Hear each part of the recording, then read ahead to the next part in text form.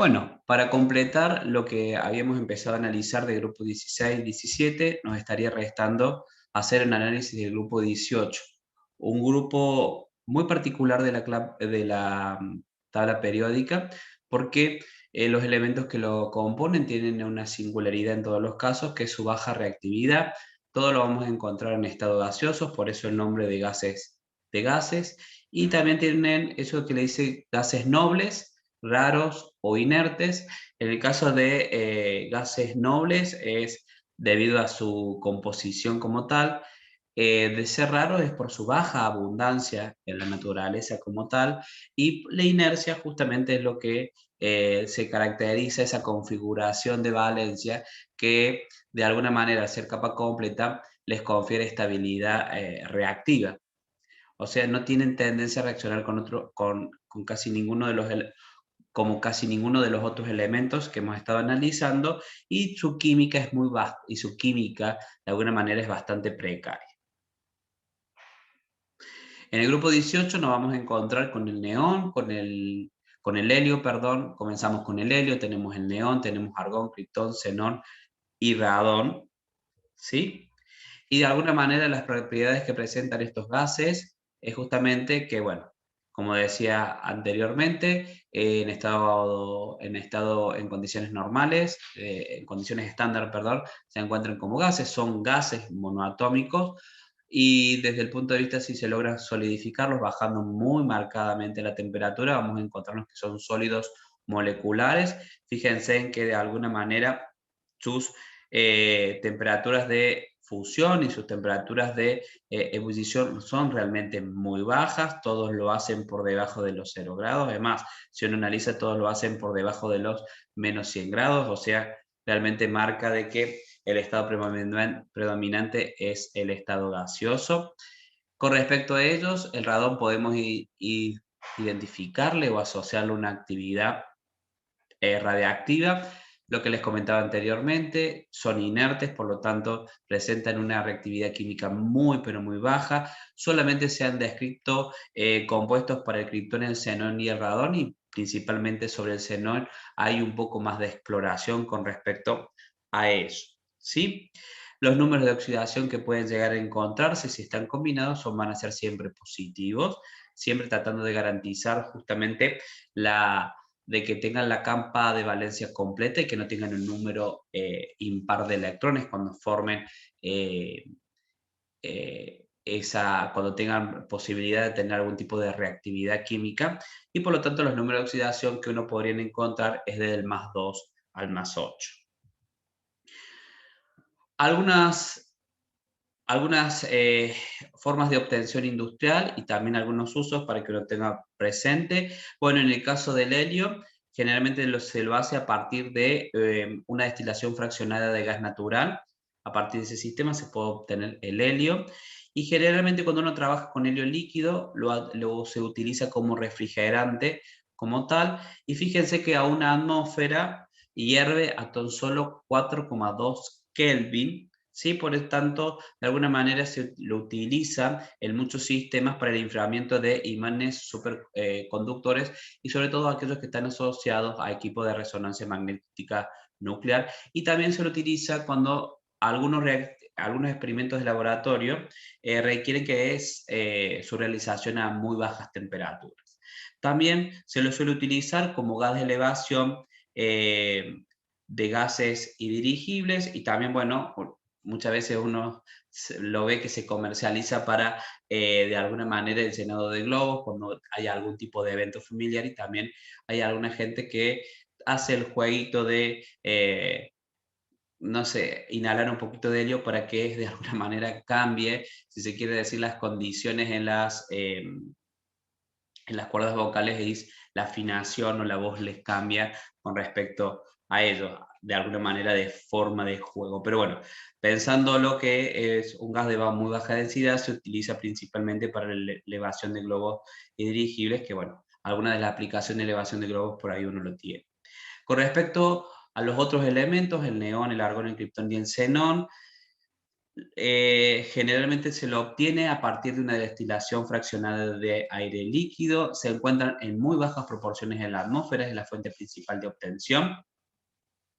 Y de todos ellos uno podría remarcar que el argón es el más abundante, aproximadamente un 1% de los gases de la atmósfera son de argón. Cuando hablamos de argón, que de alguna manera es el que uno tiene visualización en el laboratorio, se lo utiliza para generar atmósfera inerte, donde de alguna manera uno no quiere tener ni presencia de oxígeno principalmente, ni tampoco de nitrógeno, ¿sí? Y muchas veces se lo suele utilizar para procesos de soldadura cuando uno también quiere tratar de evitar la oxidación de metales, justamente en esto de que tratemos de remover el oxígeno que puede haber en un sistema donde se está llevando a cabo una soldadura, digamos, un proceso de soldadura.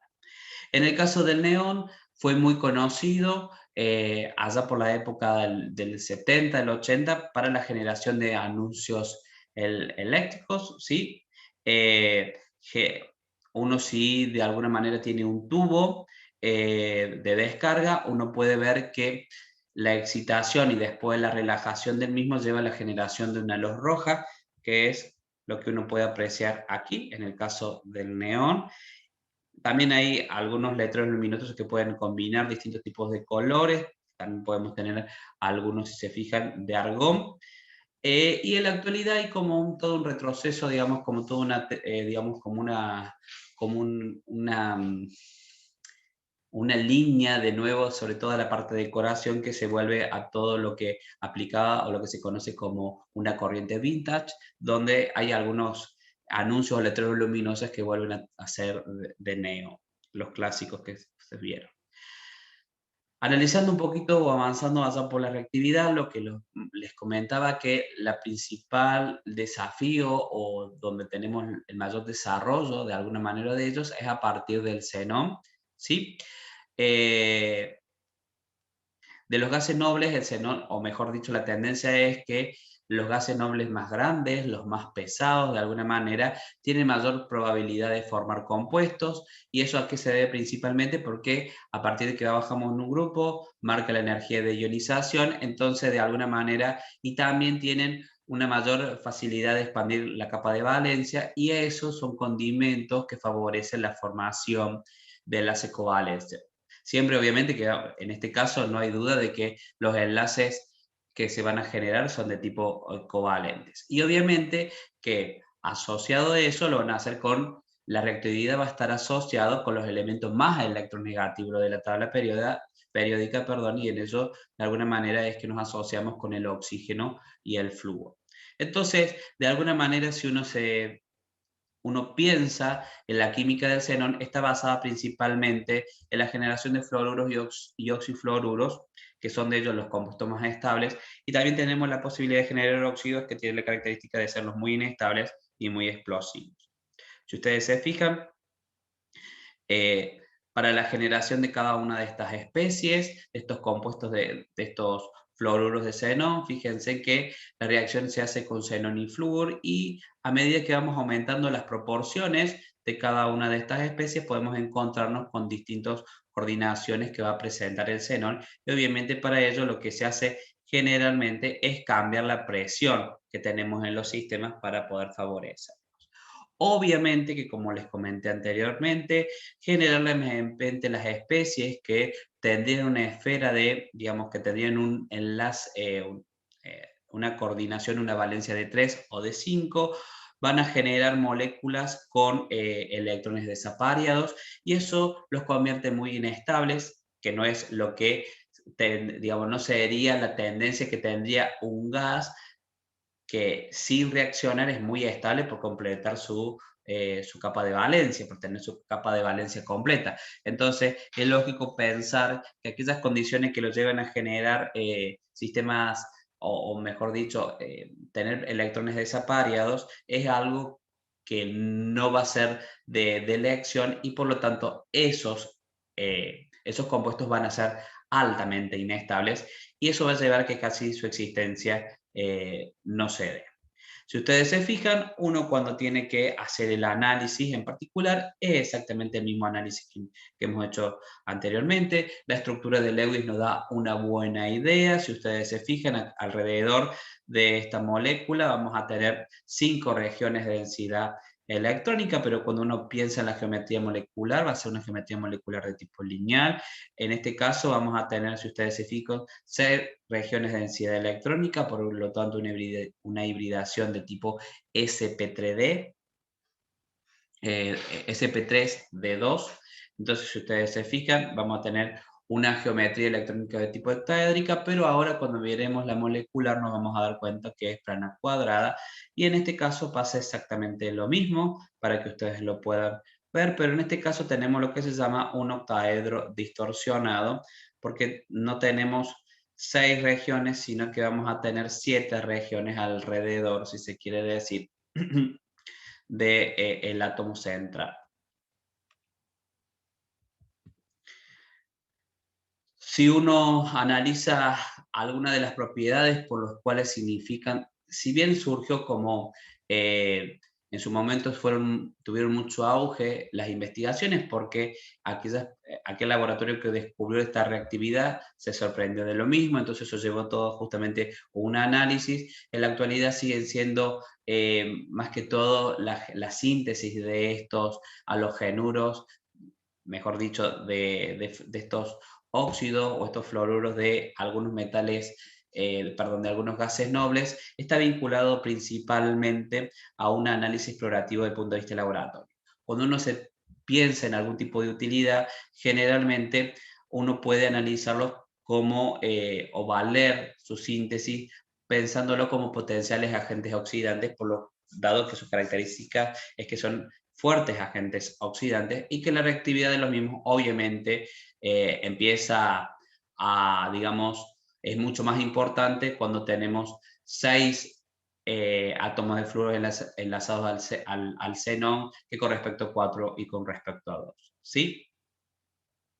También uno sabe que hay algunos de ellos que tienen tendencia a descomponer, ¿sí? Y en algún caso, bueno, uno puede decir, bueno, ¿cuál les parece que puede tener menor tendencia a descomponer? Bueno, obviamente que el difluoruro de xenón, y en el caso del tetra y el hexafluoruro de xenón, uno esperaría que esa descomposición fuese un poquito más rápida.